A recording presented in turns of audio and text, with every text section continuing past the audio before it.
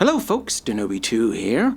This is going to be a unique and special video. I have a local friend here who's bringing over the Falcon Cockpit from JazzInc Dioramas, and he's bringing it over so I can take a look at it and you know, share my thoughts with you, a little quick review, and we'll see what it goes from there. I gotta confess right off the bat, this is a huge box. It's very big, very heavy, measuring in length 40 inches. The Falcon Cockpit artwork in the front, and on the opposite side are the individuals who help in its creation. A special thank you from the creator, Yost, on there, all in good print. And for those of you who are not aware, I did purchase the Justice Mobile from JazzInc Dioramas. There it is. It's on display. The only issue I had with it was the axle on the right wheel was arrived broken. Yost did provide a replacement for it. So let's start with this here. One of the agreements from my buddy Sean, when I asked him to do this, and he was really cool with it, is that I didn't want him to share any opinions with me. I wanted to kind of go into this blind. I'm not on Facebook, and I am on Instagram. So as far as any current updates, any issues or situations that are involved with the Falcon Cockpit, I am not aware of. And he had some concerns, and he really wanted to share it with me. I'm like, no, just when you get here, we'll unbox it and we will review it together. Super heavy. He had to give me a hand. I didn't want to break it. Also, his Falcon Cockpit did arrive in great condition, so there was nothing broken at all. Without going too deep into the unboxing, certain key features already sticking out at me, and I'm paused for concern. And I'm going to start from the top here. The paint application, it's very concerning. As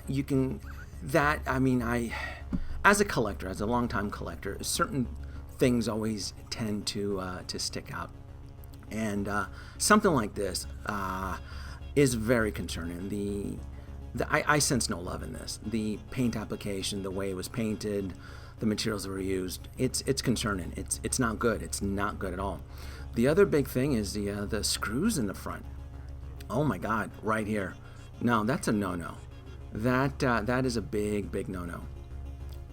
I don't understand what happened here. Yeah, that's the paint on top and the screws right out of the box. It's not working. You could fix the Millennium Falcon, which is the fastest hunk of junk in the galaxy, as long as you have a Phillips screwdriver. Now, I do want to be fair. I'm going to play advocate, and going off of JazzInc's production photos, the screws are not there. Could it be fixed easy with some putty? Probably, but that's not what was advertised. Inspecting the outer hull here, it's okay. It's okay. I probably would have preferred a bit more weathering.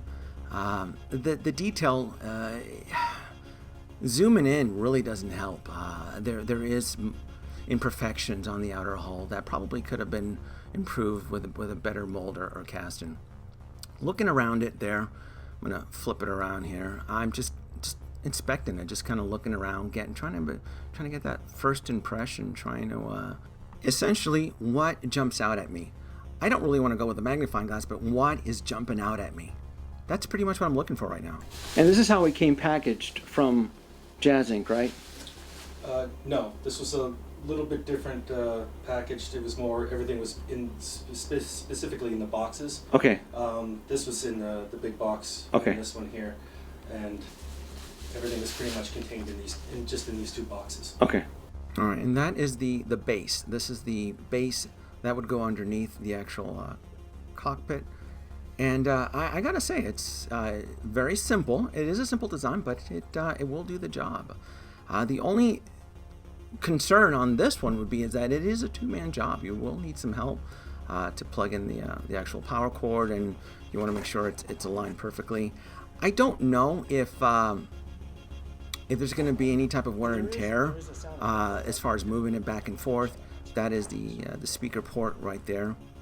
Meaning, as with time goes on, how will this react to the weight, and Those are things that tend to go through my head when I look at certain pieces like this that would be considered homebrew, essentially. I want to go back to the back of the cockpit here, and I want to just look at the detailing. I'm me, like any other collector, I love the detailing when I purchase a high-end product. Looking at this, it seems very what's the word I'm looking for? It's not bad, but it's lacking detail. It doesn't feel like it would be high definition versus this would be more of a standard definition, maybe from a different point of view. I will say though that this is what was advertised. So nothing else is added here, right? This is a complete set, because I do see there's additional parts and accessories came in, so it's not like we're going to add buttons and lights or anything. This is it. This is the complete version. So to be fair, even though I'm not a fan of the look, this is what was advertised by JazzInc Diorama. So I can't knock them on that. That's exactly what you're getting. That being said, we'll come back to this later in the video. I do want to point something else on that. Let's focus on detail and paint applications. Another thing that jumped out at me is the front console panel right here. No, that's not working. No. To me, the paint application on the console there is not working, especially since you'll be pointing a camera. If you're an Instagram blogger and you, like me, enjoy creating these whimsical, fantastic scenes with your figures, it's all about the detail. It's all about the definition. And shortcuts were taken on this console here. I'm not feeling it. I'm not feeling the paint application at all. The detailing on this is questionable. It really, really is, especially as you just get in a little bit closer. It's not holding up to scrutiny very well. It really isn't. And when you see certain imperfections kind of sticking out, you're like, what's this? what happened here? Again, this is one of those pieces that I would probably say would probably look great from a distance, and as you get closer, you ask yourself, okay, what happened here? Again, this is not a Marvel Legends. This isn't a Mattel product. This is a high-end diorama. I asked Sean here to help me with the accessories, because I'm not exactly sure what piece goes where.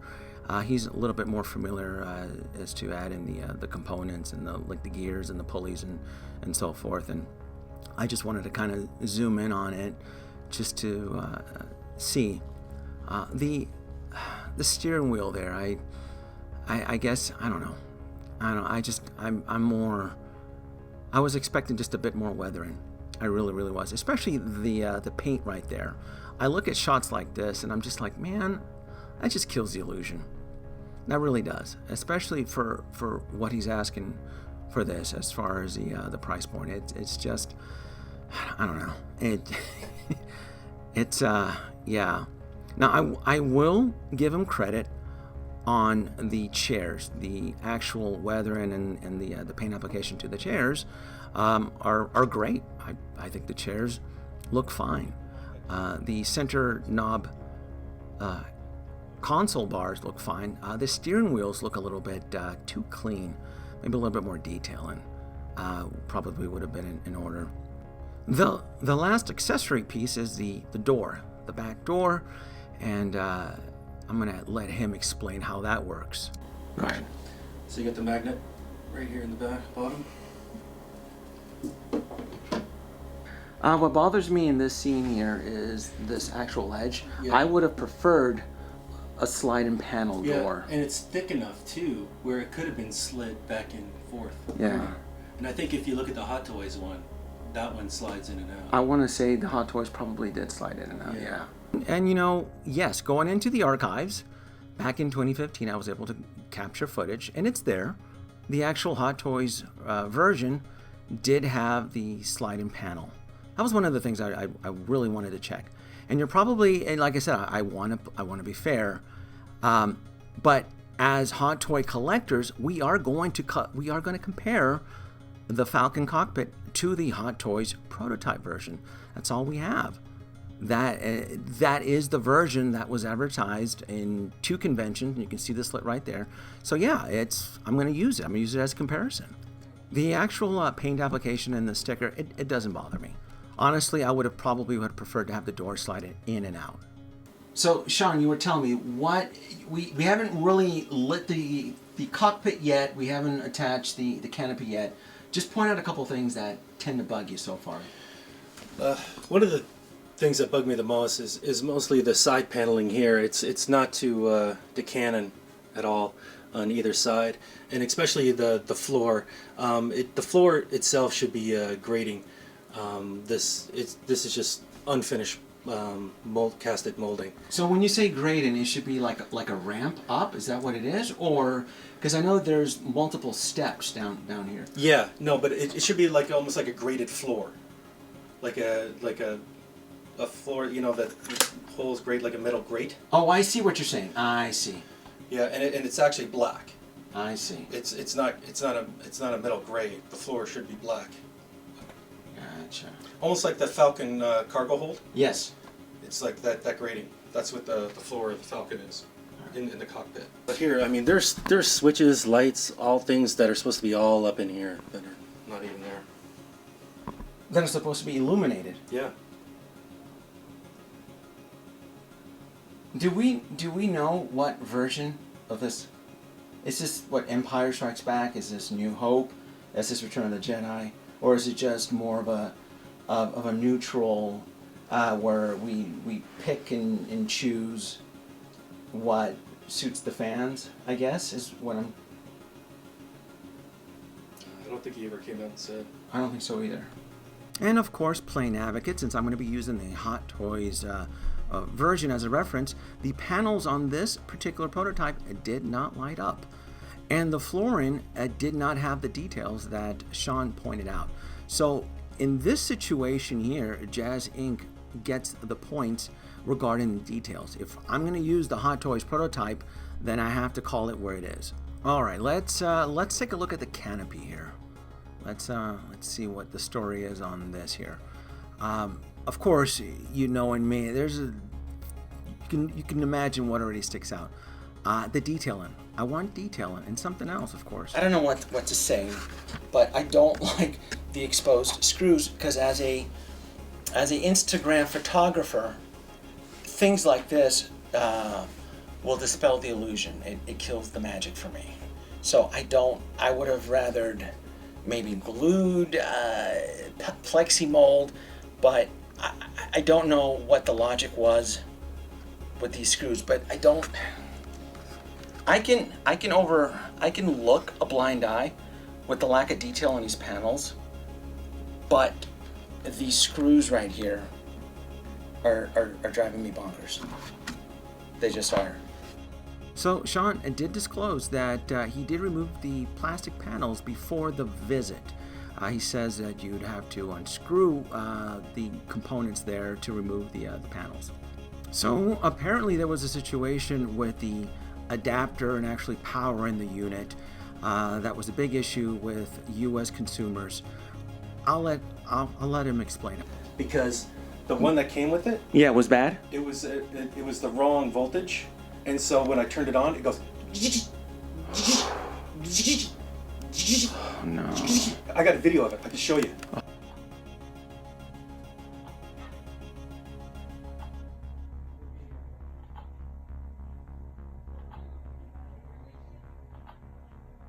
So once he was able to get the right power adapter, he was able to illuminate the actual cockpit, even though it scared him. He told me it scared the crap out of him.